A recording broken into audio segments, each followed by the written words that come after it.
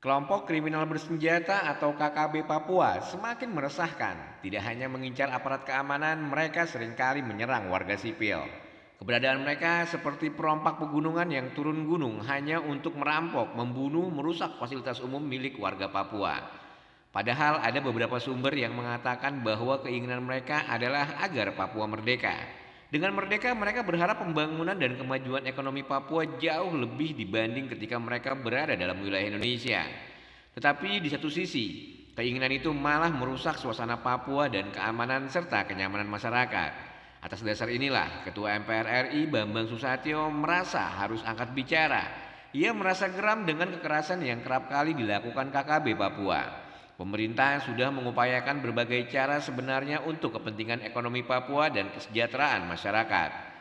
Salah satunya melakukan pemekaran wilayah di Papua dari 2 menjadi 5 provinsi, merupakan salah satu upaya pemerintah untuk mempercepat pembangunan.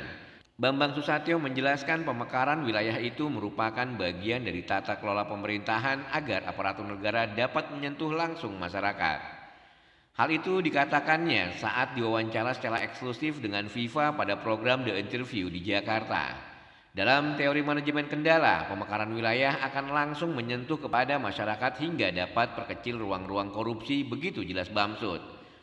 Nantinya penyebaran dana otsus atau otonomi khusus atau dana pembangunan akan lebih merata dan diharapkan eskalasi pembangunan ekonominya akan lebih cepat. Dengan percepatan pembangunan dan peningkatan kesejahteraan, katanya diharapkan dapat menekan potensi ketidakpuasan. Ketidakpuasan itu yang memicu gangguan keamanan dan ketertiban masyarakat, seperti halnya ulah kelompok kriminal bersenjata atau KKB. Di sisi lain, pemerintah juga telah mengubah pendekatan terhadap KKB di Papua yang semula represif menjadi persuasif.